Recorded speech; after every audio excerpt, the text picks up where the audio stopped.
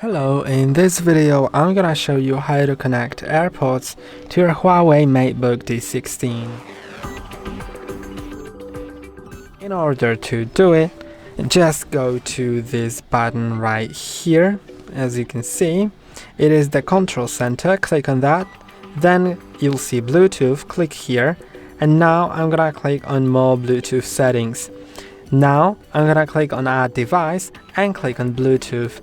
Now you just need to take your AirPods or honestly any other Bluetooth device and put it in pairing mode, although I'm gonna show you how to put AirPods in pairing mode. So just open the lid, then press on and hold on the button at the back until you hear the sound and this light starts breathing. Now you can click on the AirPods and they will be connected, and you can see they are connected to my laptop right now.